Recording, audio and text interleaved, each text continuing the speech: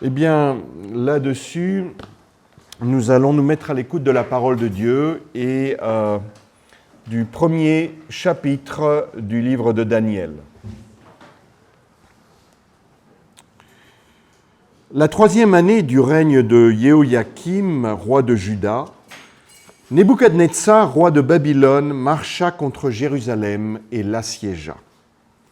Le Seigneur livra entre ses mains Jéhoïakim, roi de Juda, et une partie des objets de la maison de Dieu.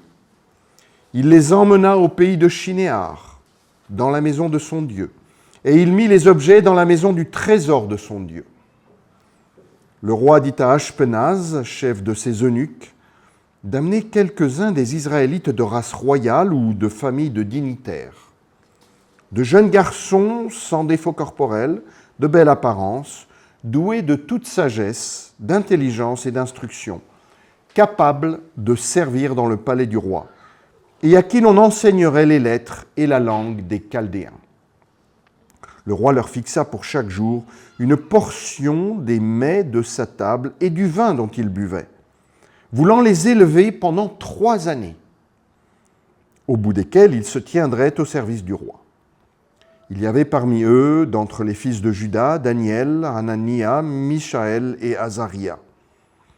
Le chef des eunuques leur imposa des noms, à Daniel celui de Belshazzar, à Hanania celui de Shadrach, à Mishaël celui de Méshach et à Azaria celui d'Abed-Négo. Daniel résolut de ne pas se souiller par les mets du roi et par le vin dont le roi buvait, et il supplia le chef des eunuques de ne pas l'obliger à se souiller. Dieu fit trouver à Daniel faveur et compassion devant le chef des eunuques.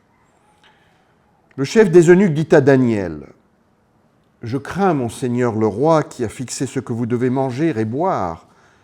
Car pourquoi verrait-il votre visage plus défait que celui des jeunes gens de votre âge, et exposeriez-vous ma tête auprès du roi ?» Alors Daniel dit à l'intendant, à qui le chef des eunuques avait remis la surveillance de Daniel, de Hanania, de Mishaël et d'Azaria. « Éprouve donc tes serviteurs pendant 10 jours, et qu'on nous donne des légumes à manger et de l'eau à boire. Tu regarderas ensuite notre mine, et la mine des jeunes gens qui mangent les mets du roi, et tu agiras avec tes serviteurs d'après ce que tu auras vu. » Il leur accorda ce qu'ils demandaient, et les éprouva pendant 10 jours. Au bout de 10 jours, ils avaient meilleure mine et plus d'embonpoint que tous les jeunes gens qui mangeaient les mets du roi. Désormais, l'intendant emportait les mets et le vin de leur repas, et il leur donnait des légumes. Dieu accorda à ces jeunes gens, à ces 4 jeunes gens, de la science, du discernement dans toutes les lettres et de la sagesse. Et Daniel expliquait toutes les visions et tous les rêves. Au terme fixé par le roi pour les lui amener, le chef des eunuques les amena en présence de Nebuchadnezzar. Le roi s'entretint avec eux. Et parmi tous ces jeunes gens, il ne s'en trouva aucun comme Daniel, Hanania, Mishaël et Azaria. Ils se tinrent donc au service du roi, sur tous les sujets qui réclamaient de la sagesse et de l'intelligence, et sur lesquels le roi les interrogeait. Il les trouvait 10 fois supérieurs à tous les magiciens et astrologues qui étaient dans tout son royaume. Ainsi fut Daniel jusqu'à la première année du roi Cyrus.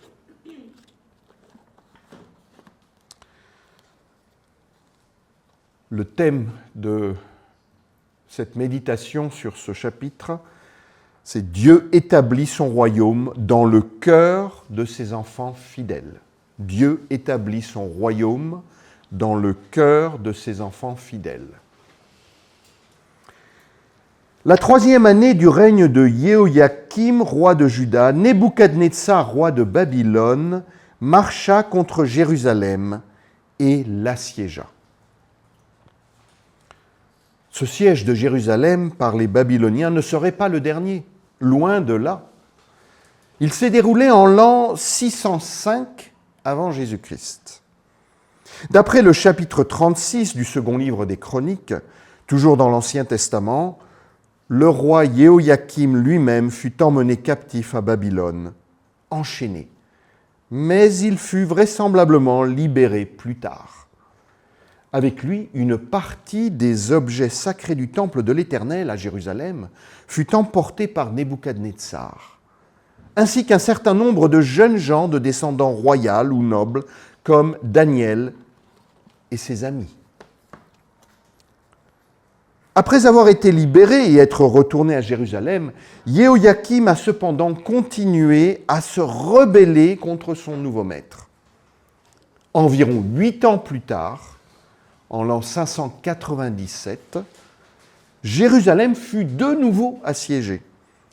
Cette fois-ci, le nouveau roi de Juda, Jéhoïakim, ou certains le transcrivent Jéhoïachin, pour le distinguer de Jéhoïakim, Jéhoïakim, qui venait à peine de commencer à régner à l'âge de 18 ans après la mort de son père, dut subir les conséquences de la révolte de son père contre Nebuchadnezzar.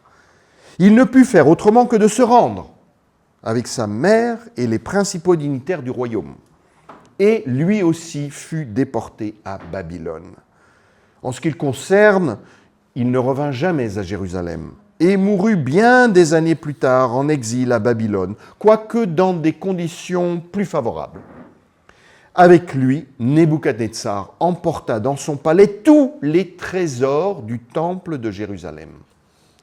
Par ailleurs, 10 000 personnes de l'élite du royaume de Juda furent aussi déportées avec le roi. Entre autres, le prophète Ézéchiel, dont le ministère se déroula à Babylone. Seuls les éléments les plus pauvres de la population demeurèrent dans le pays de Juda sous le règne du roi suivant, un oncle de Jéhoïakim du nom de Sédécias. Et puis, 10 ans plus tard, en l'an 588 avant Jésus-Christ, Jérusalem fut de nouveau assiégée par les Babyloniens et prise 11 mois plus tard, au milieu d'une grande famine dans la ville. La capitale de Juda, avec son palais royal et ses belles maisons, et surtout son temple, fut totalement détruite. Les murs de Jérusalem furent renversés. Le roi Sédécias, qui, comme son frère Jéhoïakim, s'était rebellé contre son seigneur Nebuchadnezzar, fut fait prisonnier après avoir tenté de s'échapper. Ses fils furent tués devant ses yeux, et le roi de Babylone le fit aveugler immédiatement après, l'enchaînant et l'amenant à Babylone, où il mourut plus tard. Voilà, frères et sœurs, à quoi ressemblent les actions de Babylone contre Jérusalem au cours des années. Mais dans la Bible, le conflit entre Jérusalem et Babylone ne se limite pas à ces 3 épisodes. Voyez-vous, ce conflit entre les deux villes est permanent. Il symbolise le combat entre la puissance de Satan, le prince du monde, et le royaume de Dieu. Depuis le premier livre de l'Ancien Testament, au chapitre 11 de la Genèse, avec la tour de Babel, c'est-à-dire de Babylone, jusqu'au dernier livre du Nouveau Testament, l'Apocalypse, nous entendons régulièrement parler de ce conflit qui caractérise l'histoire de l'humanité. En Genèse 11, c'est au pays de Shinéar que la tour de Babel est érigée. Et peu après, nous rencontrons le personnage de Melchisédek, roi de Salem, qui deviendra plus tard Jérusalem. En contraste saisissant avec la religion purement humaine des bâtisseurs de la tour de Babel, Melchisédek est prêtre du Dieu Très-Haut et il rencontre Abraham, le père des croyants. D'après Daniel, chapitre 1, verset 3, c'est dans ce même pays de Shinéar que les objets sacrés du temple de Jérusalem furent apportés par Nebuchadnezzar. Ce n'est pas par hasard que le livre de Daniel utilise ce nom de Shinéar, Pour tout lecteur juif de ce livre, ce nom évoquait le pays où fut construite la tour de Babel.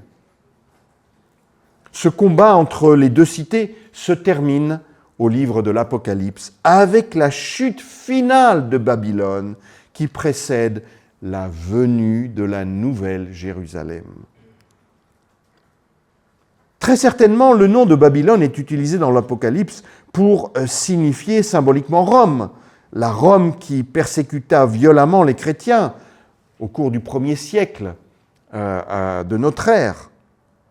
Au chapitre 14 de l'Apocalypse, au verset 8, nous lisons « Elle est tombée, la grande Babylone, elle est tombée, celle qui a fait boire à toutes les nations le vin de sa furieuse prostitution. » Et au chapitre 18, nous trouvons une déclaration semblable, mais plus étendue, qui lie la prostitution de Babylone au commerce effectué avec elle. Elle est tombée la grande Babylone, et elle est devenue un antre de démons, repère de tous les esprits impurs, repère de tous les oiseaux impurs et détestables. Car toutes les nations ont bu le vin de sa prostitution furieuse. Les rois de la terre, avec elle, se sont livrés à la débauche, et les commerçants de la terre ont fait fortune grâce à son luxe démesuré. Et au verset 21, la chute de Babylone est décrite en termes symboliques. Alors, un ange puissant prit une pierre semblable à une grosse meule et la jeta dans la mer en disant « Ainsi, avec la même violence, sera précipitée Babylone, la grande ville, et on ne la retrouvera plus. » Peu après, le chapitre 21 de l'Apocalypse commence de la manière suivante. « Puis je vis un ciel nouveau et une terre nouvelle, car le premier ciel et la première terre avaient disparu, et la mer n'existait plus. Je vis la ville sainte, la nouvelle Jérusalem, descendre du ciel, d'auprès de Dieu, belle comme une mariée qui s'est parée pour son époux. » Jérusalem, la mariée parée pour son époux, est clairement contrastée avec Babylone, la prostituée. L'épisode du livre de Daniel qui nous est narré dans ce premier chapitre ne constitue en fait qu'un acte dans cette lutte qui se termine au livre de l'Apocalypse par la chute finale de Babylone et la venue de la nouvelle Jérusalem descendue du ciel. L'épisode qui nous occupe témoigne de la souveraineté de Dieu qui régit le cours de l'histoire des hommes, même au milieu des circonstances apparemment les plus défavorables. Et de fait, c'est là le thème central du livre de Daniel. Nous le voyons partout, par exemple au chapitre 2, avec le rêve de l'empereur Nebuchadnezzar. Dans ce rêve, il voit la statue massive d'un corps humain qui lui révèle, de la tête aux pieds, la succession des empires terrestres jusqu'à la venue du royaume éternel et indéracinable du royaume de Dieu, qui a commencé comme une toute petite pierre venant renverser la statue en question. Le premier chapitre du livre de Daniel a justement trait à cette petite pierre, à la venue du royaume de Dieu. Il s'agit bien de la puissance invincible de Dieu qui se manifeste au milieu des circonstances les plus difficiles et apparemment les plus défavorables. Comment Dieu peut-il être en contrôle alors que Jérusalem est assiégée par les Babyloniens et tombe aux mains de leur roi despotique, alors que la crème, l'élite de la jeunesse de Juda se voit déportée, alors que le temple de Jérusalem se voit pillé d'un grand nombre de ses objets sacrés destinés au culte de l'Éternel. N'avons-nous pas ici plutôt affaire à une défaite du royaume de Dieu ? Pour les nations païennes de cette époque, la puissance d'un Dieu était égale à celle du peuple qui l'adorait. Si ce peuple perdait une guerre ou une bataille contre un autre peuple, alors c'était le signe que son Dieu n'était pas très puissant, en tout cas moins puissant que celui du peuple vainqueur. Mes frères et sœurs, comprenons bien ce qui se passe dans notre texte. Les méthodes du despote, et cela va faire l'objet du point suivant de notre méditation, la méthode du despote, c'est l'endoctrinement de la jeunesse. Les méthodes du despote pour vaincre son adversaire nous sont d'abord présentées. Pas seulement la puissance militaire, avec une armée bien organisée et disciplinée, capable de s'emparer d'une cité pourtant bien défendue et de plus située sur une colline comme Jérusalem, mais des méthodes beaucoup plus subtiles. L'endoctrinement systématique de la jeunesse, avec comme but de la conquérir par la culture, les usages et la religion du peuple vainqueur. Même le nom des jeunes gens est changé afin de leur attribuer une nouvelle identité qui s'accorde à la culture et surtout à la religion du vainqueur. En hébreu, le nom Daniel signifie « Dieu est mon juge ». Dan, c'est le mot pour juge en hébreu. Dans la langue babylonienne, Belshazzar signifie quelque chose comme « Dieu protège sa vie », parce que Bel est le dieu principal du panthéon babylonien. Il était également connu sous le nom de Marduk. Peut-être cela signifie-t-il encore, autre possibilité, Dame, Belet, c'est-à-dire la déesse et épouse de Belet. Dame protège le roi.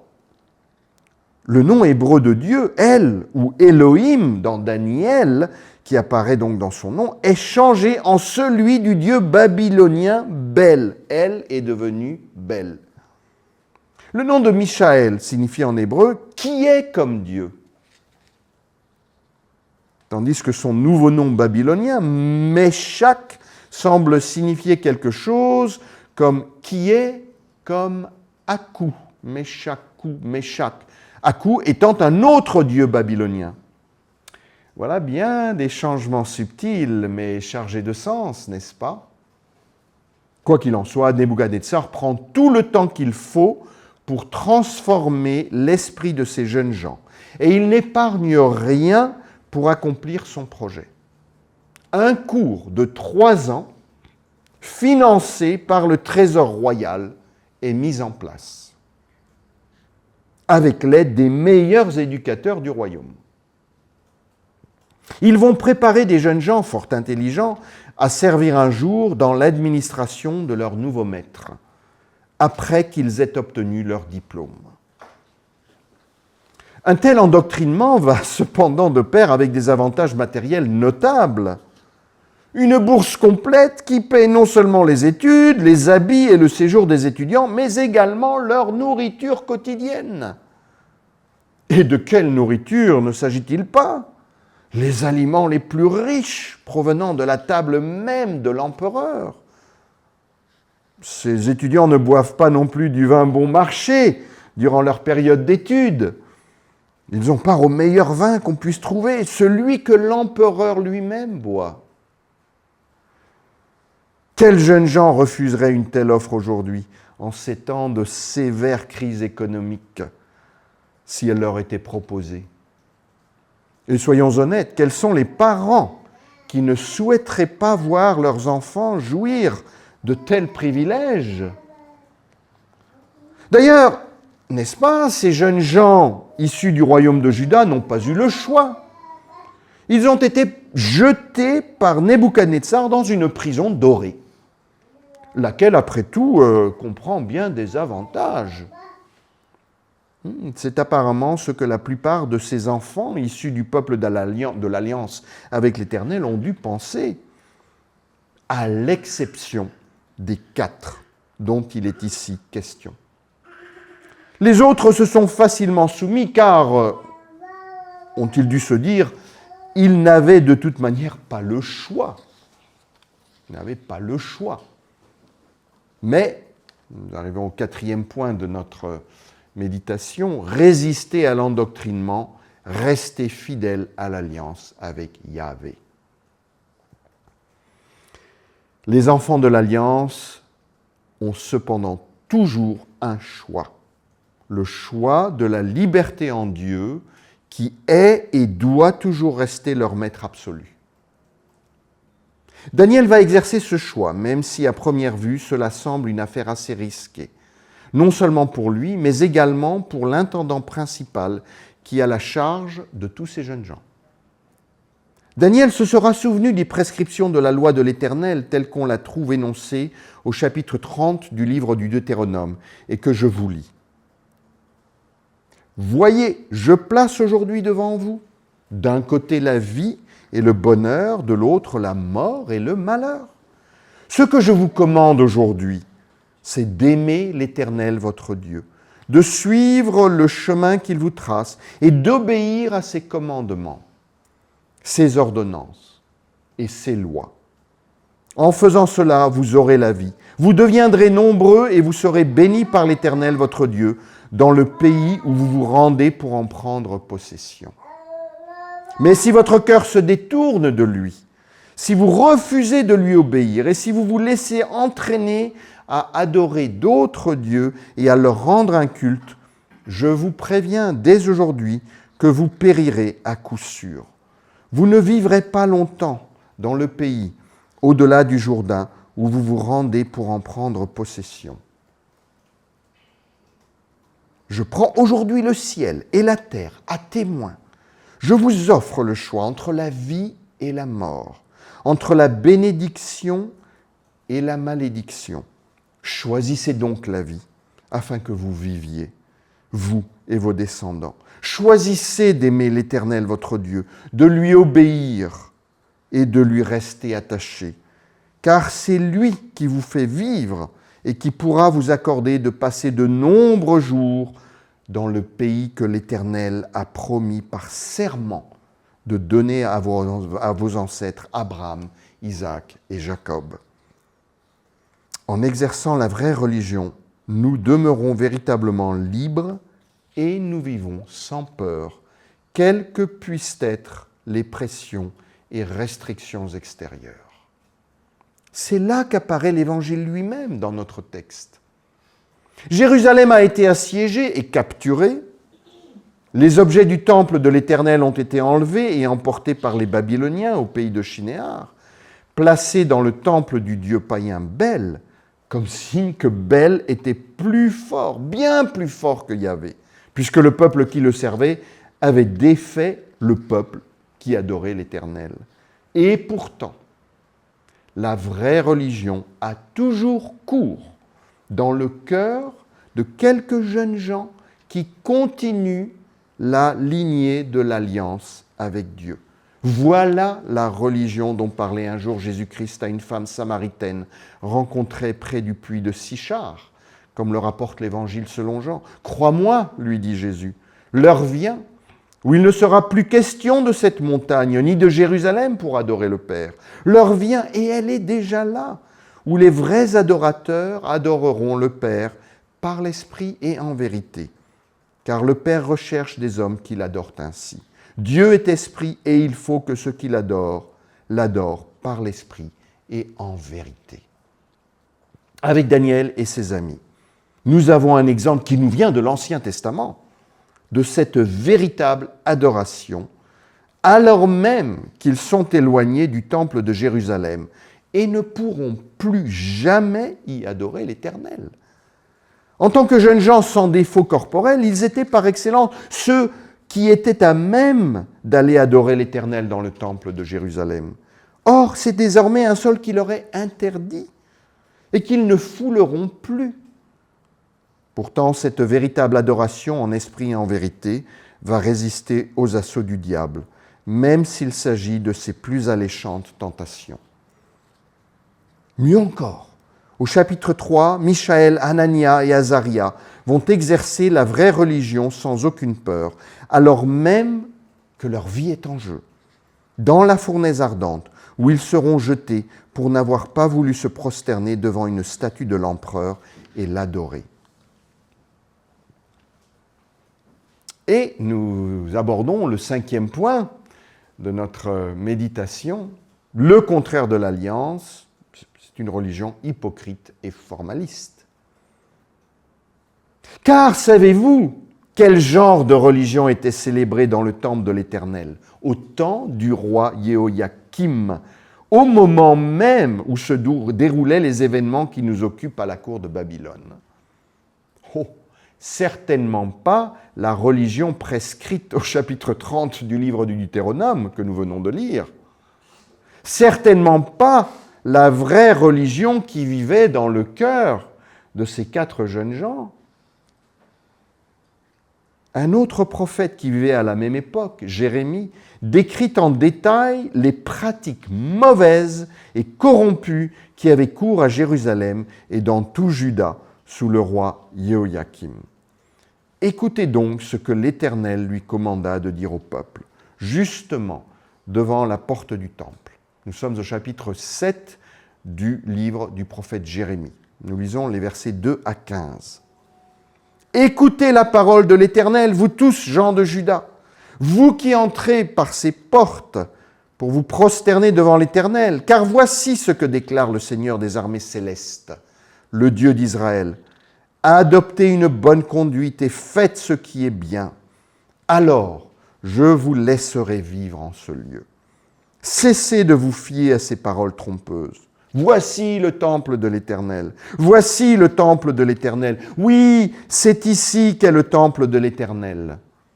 Si vraiment vous adoptez une conduite bonne, et si vous faites ce qui est bien, si vous rendez de justes jugements dans les procès, si vous vous abstenez d'exploiter l'immigré, l'orphelin et la veuve, de tuer des innocents en ce lieu et d'adorer d'autres dieux pour votre propre malheur, alors je vous ferai habiter dans ce lieu, ce pays que j'ai donné à vos ancêtres depuis toujours et pour toujours. Mais vous vous fiez à des paroles trompeuses qui ne vous serviront à rien. Quoi? Vous allez commettre des vols, des meurtres, des adultères, vous faites des serments mensongers, vous offrez des parfums à Baal et adorez d'autres dieux qui vous étaient inconnus. Et puis vous venez vous tenir devant moi dans ce temple qui m'appartient et vous dites « Nous sommes en sécurité ». Et c'est pour accomplir tous ces actes abominables. Ce temple qui m'appartient, est-il à vos yeux une caverne de brigands? Vous avez fait de ma maison une caverne de brigands? Moi, en tout cas, je vois qu'il en est ainsi. L'Éternel le déclare. Allez donc à Silo, à l'endroit où j'avais mon sanctuaire, là où j'avais autrefois établi ma présence, et voyez ce que j'en ai fait à cause du mal qu'avait commis mon peuple Israël. Maintenant, puisque vous agissez ainsi, l'Éternel le déclare, et puisque vous n'avez pas écouté quand inlassablement je vous ai averti, puisque vous n'avez pas répondu alors que je vous ai appelé, ce temple qui m'appartient et sur lequel vous fondez votre assurance, ce lieu que j'ai donné à vous et à vos ancêtres, je vais le traiter de la même manière que j'ai traité Silo. Je vous rejetterai loin de moi, comme j'ai rejeté tous ceux qui sont vos frères, le peuple d'Éphraïm. Comme vous le voyez, frères et sœurs, ici c'est Jérusalem qui se livre à la prostitution avec d'autres dieux. Jérusalem! Et c'est bien pire que la ville païenne de Babylone, car c'est bien à Jérusalem que se dresse le temple de l'Éternel. Plus loin au livre de Jérémie, au chapitre 12, nous lisons encore « J'ai délaissé mon temple, j'ai rejeté le peuple qui m'appartient, j'ai livré à ses ennemis celle que je chéris, car le peuple qui m'appartient est devenu pour moi comme un lion de la forêt. Il rugit contre moi, c'est pourquoi je l'ai pris en haine. » Si vous avez bien fait attention lors de la lecture du premier chapitre du livre de Daniel, vous aurez remarqué la manière dont il est dit que Jéhoïakim a été défait par Nebuchadnezzar. Je reprends les mots mêmes du premier chapitre. La 3e année du règne de Jéhoïakim, roi de Juda, Nebuchadnezzar, roi de Babylone, marcha contre Jérusalem et l'assiégea. Le Seigneur livra entre ses mains Jéhoïakim, roi de Juda, et une partie des objets de la maison de Dieu. C'est le Seigneur Dieu, Adonai dans le texte hébreu, qui a livré le roi de Juda entre les mains de son ennemi. Adonai est, dans l'Ancien Testament, le nom donné à Dieu qui le présente comme le maître de toutes choses. Adonai punit le roi désobéissant qui a méprisé la vraie religion, alors même que les formes extérieures, les rituels, étaient préservés dans l'enceinte du temple. Par une froide journée d'hiver, alors que le roi se chauffait auprès d'un brasier avec ses hauts fonctionnaires, on lui avait apporté le rouleau d'un livre contenant les paroles du prophète Jérémie, et qu'il appelait, lui et les siens, à la repentance. Au fur et à mesure qu'on déroulait et lisait le rouleau, vous savez comment les rouleaux des livres anciens étaient fixés autour de deux pièces de bois, on les appelle les arbres de vie, la Torah en particulier, fixée sur les arbres de vie, et donc voilà. Quand on avait lu une partie, on enroulait. Mais dans le cas présent, voilà ce qu'il avait fait. Au fur et à mesure qu'on déroulait et lisait le rouleau, Jéhoïakim en avait coupé les morceaux et les avait jetés dans le brasier pour se chauffer. Eh bien, un beau jour, quelques années plus tard, Adonai amena une chaleur intense sur Jérusalem lorsque la ville de David fut détruite par les flammes et réduite en cendres par Nebuchadnezzar.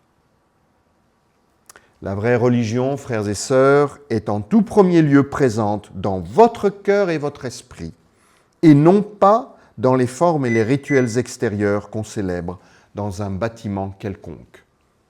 Fût-il le temple de Jérusalem. La petite pierre du royaume de Dieu qui se détache de la montagne et vient abattre la statue des empires humains qui se succèdent les uns aux autres, est présente dans votre cœur et votre esprit, là où la semence de la parole de Dieu est tombée dans un sol réceptif et y a grandi. La fausse religion accourt dans le temple de Jérusalem, elle est célébrée par une caste de prêtres et de sacrificateurs corrompus, pendant que la vraie religion est exercée par 4 jeunes gens qui se trouvent au beau milieu de l'empire païen par excellence, dans la ville de Babylone.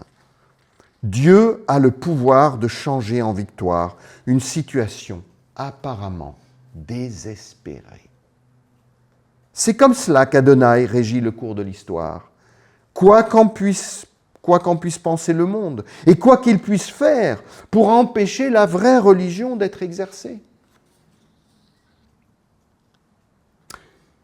Mais nous progressons dans notre méditation pour arriver au 6e point.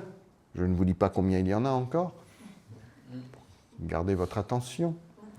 Dieu dirige l'histoire en accordant à ses enfants une vraie sagesse. Oui, comment Dieu gouverne-t-il cette histoire dans notre texte? En donnant à ses bien-aimés, aux enfants fidèles de son alliance, de la sagesse. Alors, je ne vais pas reprendre la lecture des versets qui ont été lus. Vous avez retenu cette lecture, la question du régime, de la discussion, de la plaidoirie de Daniel pour ne pas goûter aux aliments qui venaient de la table du roi. Vous avez ceci en mémoire, je ne relis pas ces textes.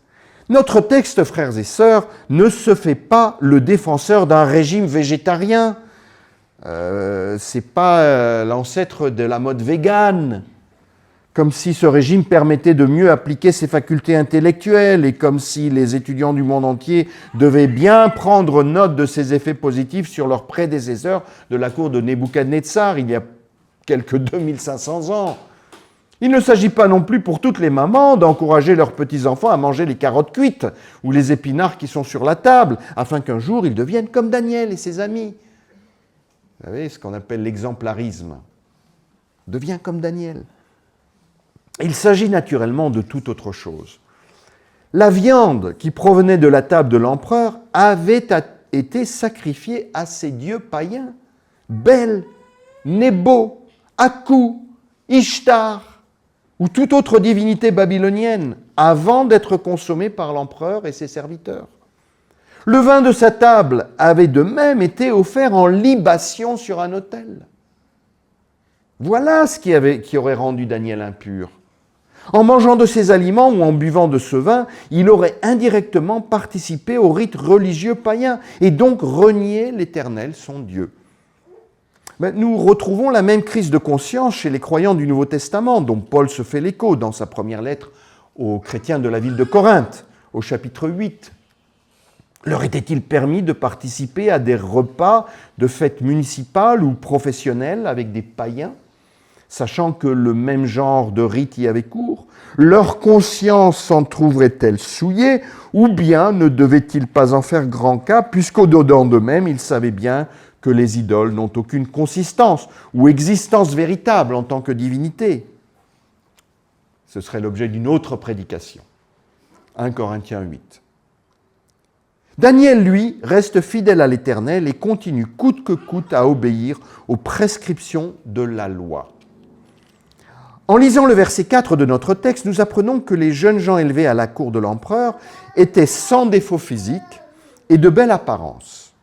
Ils devaient être doués d'intelligence et de sagesse dans tous les domaines, posséder de grandes connaissances, être vigoureux et capables d'apprendre la science pour entrer au service du palais royal et apprendre la langue et la littérature des Chaldéens. Notez bien qu'il ne s'agit pas que de Daniel et de ses amis, mais aussi de tous les autres jeunes gens déportés de Juda à Babylone. Lorsqu'arrive le temps fixé pour l'examen final, tous apparaissent devant l'examinateur principal, l'empereur lui-même. Verset 19. Le roi s'entretint avec eux, et de tous les jeunes gens qui lui furent présentés, il n'en trouva aucun comme Daniel, Anania, Michaël et Azaria. C'est pourquoi ils entrèrent au service personnel du roi. Les autres jeunes Judéens n'ont donc pas obtenu la même mention, même s'ils étaient eux aussi des étudiants fort doués. Ils avaient pourtant tous été éduqués dans la sagesse traditionnelle d'Israël lorsqu'ils vivaient en Juda. C'est précisément dans ce but que la littérature dite de sagesse, ou sapientiale, comme on dit, avait été développée au cours des siècles, afin de former l'élite de la jeunesse noble ou de sang royal à administrer le royaume. Le livre des Proverbes, dont nous avons lu un extrait, un chapitre, et qui revient souvent dans nos exposés respectifs, avait justement pour but d'enseigner à ces jeunes gens une sagesse appliquée à des situations quotidiennes et fondée sur la loi de l'Éternel. Ce que nous voyons cependant ici, c'est que le cœur de la sagesse spirituelle commence avec une vraie révérence pour l'Éternel, comme Proverbe chapitre 1, verset 7 l'énonce. La clé de la sagesse, c'est de révérer l'Éternel.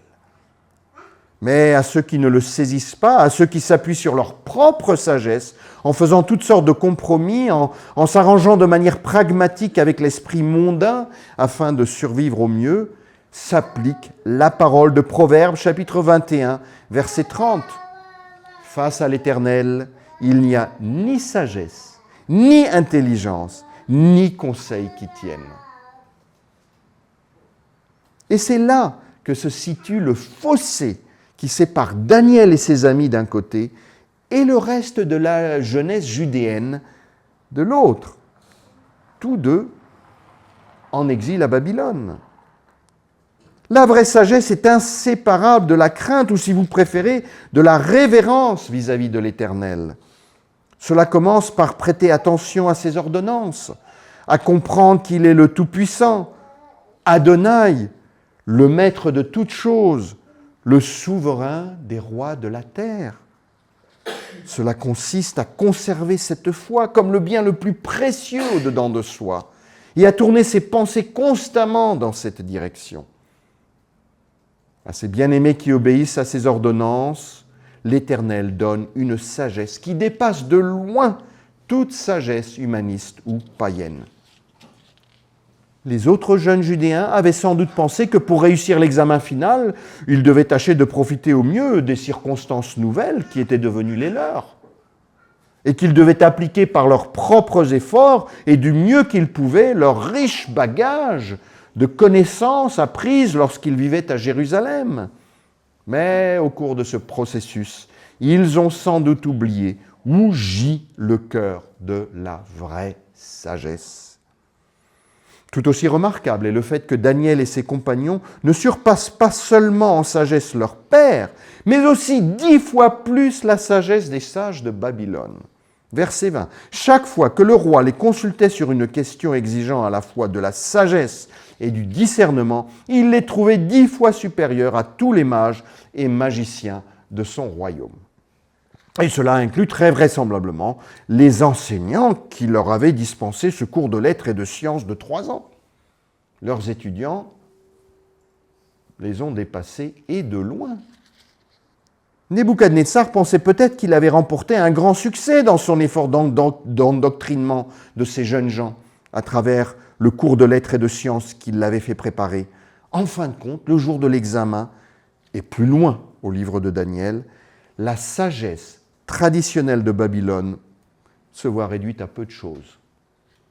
Le régime physique et spirituel de l'Éternel pour ses enfants réduit à 3 fois rien le régime alimentaire du grand roi, aussi riche en graisse et en protéines soit-il. Nebuchadnezzar pensait qu'il allait former à sa guise et selon sa culture et sa religion les esprits de brillants jeunes gens qu'il avait fait prisonniers, afin qu'ils deviennent des collaborateurs soumis et qu'ils l'assistent dans ses desseins pour conquérir l'univers et le régir selon les normes et les valeurs de Babylone.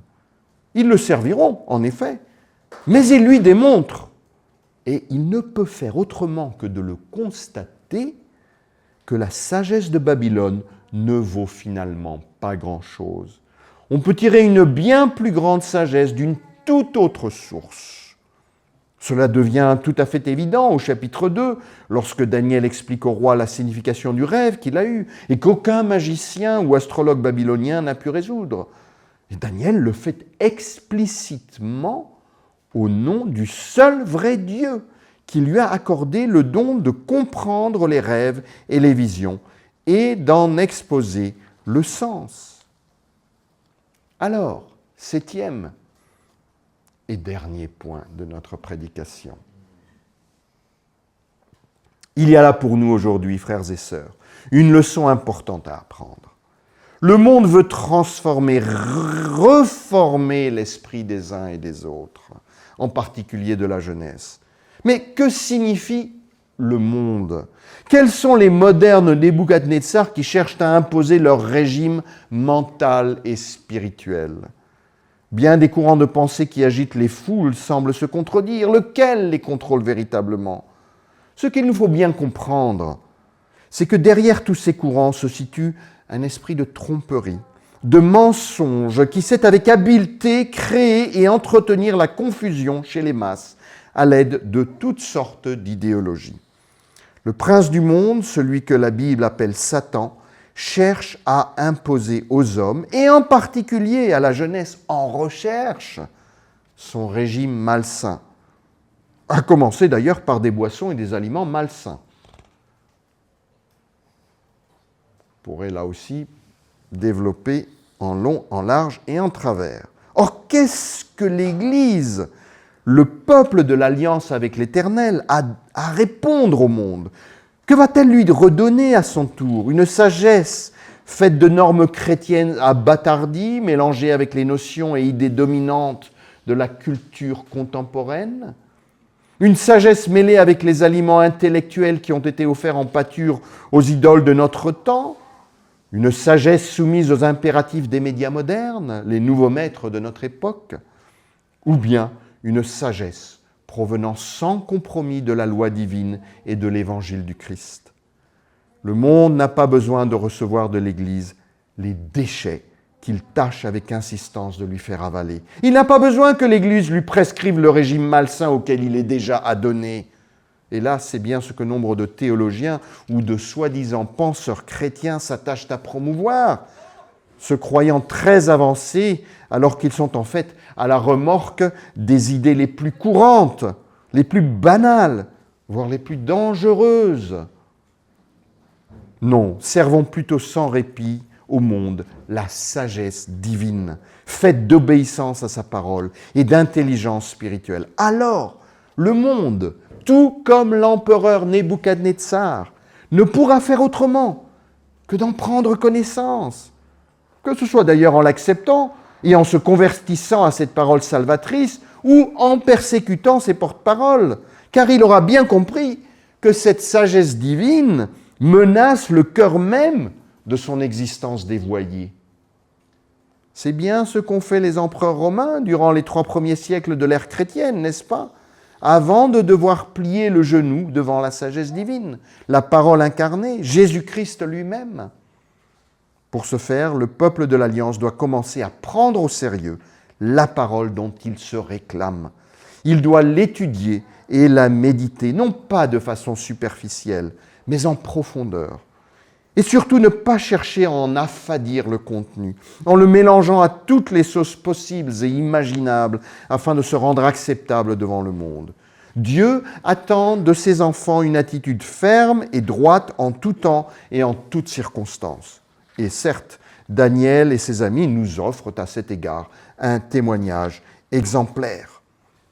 Le régime que le Seigneur nous donne aujourd'hui, ce ne sont plus des légumes et de l'eau, c'est son Fils Jésus-Christ en personne, lequel est devenu sur la croix de Golgotha un aliment spirituel qui nous est donné. À ceux qui l'interrogeaient un jour sur son enseignement, il a répondu ces paroles extraordinaires que nous trouvons au 6e chapitre de l'Évangile selon Jean. « C'est ici le pain qui descend du ciel, celui qui en mange n'en mourra pas.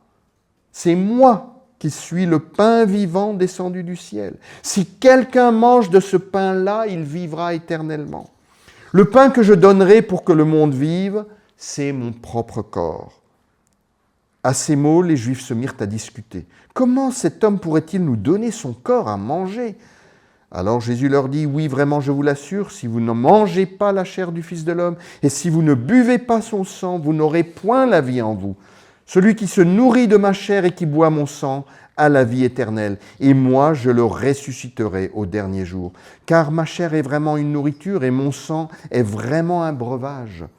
Celui qui mange ma chair et boit mon sang demeure en moi, et moi je demeure en lui. Ces paroles de Jésus sur le régime prescrit par Dieu furent apparemment trop dures pour un certain nombre de ses disciples, car ils cessèrent d'aller avec lui. Et c'est encore ce qui arrive à bien des disciples, peu affermis dans la foi. Ils tombent facilement dans le camp des jeunes Judéens qui acceptèrent de se nourrir des mets de la table royale et qui burent du vin de l'empereur. Jésus-Christ, parole et sagesse de Dieu qui est devenu chair afin que les hommes aient enfin accès à Dieu par l'expiation de leurs fautes, n'est pas suffisant pour ces gens. Les protéines et les graisses du monde sont petit à petit devenues trop importantes dans leur vie. Ils ne peuvent plus s'en passer et cherchent à en enduire Jésus-Christ afin qu'il plaise à leur palais en quête de saveur au goût du jour. Mais Dieu régit le cours de l'histoire par le roi qu'il a établi, le Seigneur Jésus-Christ, qui revient pour juger les vivants et les morts. Il fait venir son royaume en préservant le peuple de son alliance en tout temps et en toutes circonstances, même si c'est au milieu de Babylone. C'est lui qui livra le roi Jéhoïakim aux mains de Nebuchadnezzar, avons-nous lu au verset 2 du premier chapitre du livre de Daniel.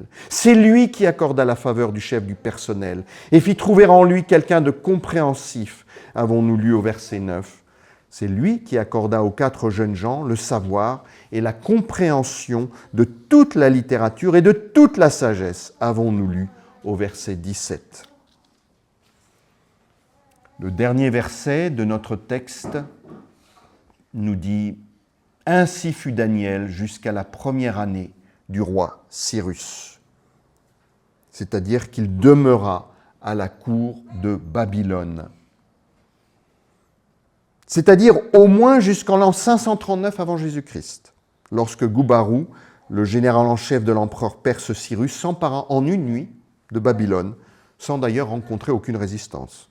C'était 33 ans après la mort de Nebuchadnezzar.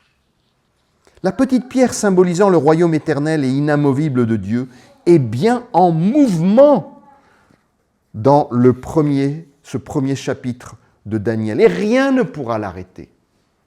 Les grandes puissances de ce monde tomberont les unes après les autres sous le choc de cette petite pierre.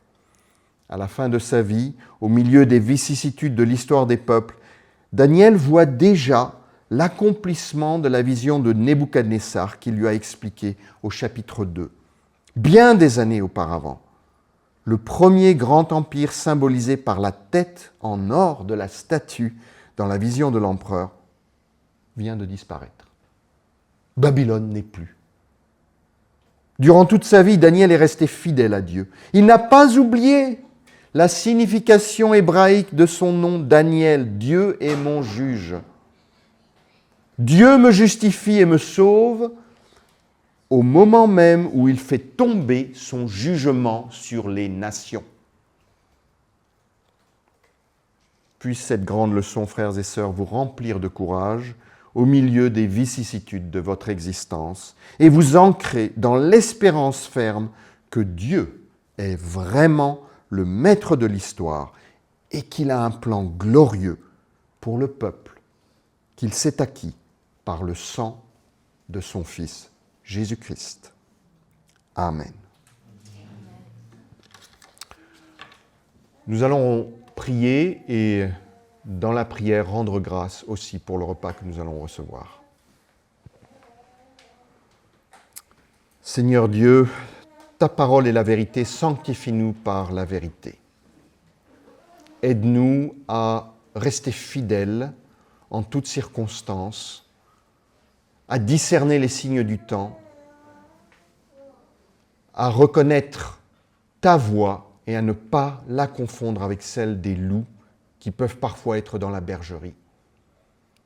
Seigneur, accorde-nous un esprit de discernement, de fermeté, d'humilité devant toi, afin que nous te servions tous les jours de notre vie, et veuille nous accorder quotidiennement ton esprit, cet esprit de sanctification qui nous amène à une conversion, une métanoïa constante, quotidienne. Au moment où nous allons recevoir les aliments que tu as mis devant nous, nous te prions de les bénir et de nous rappeler qu'ils viennent de ta main et que si nous sommes sustentés physiquement, ce n'est pas pour suivre nos voies et nos désirs et succomber à toutes les tentations que le monde et le prince du monde nous présentent, mais pour glorifier ton nom, comme nous l'avons entendu déjà. Reste auprès de nous, Seigneur, garde-nous, bénis-nous au cours de cette soirée. Au nom de Jésus-Christ, notre Seigneur et Sauveur. Amen.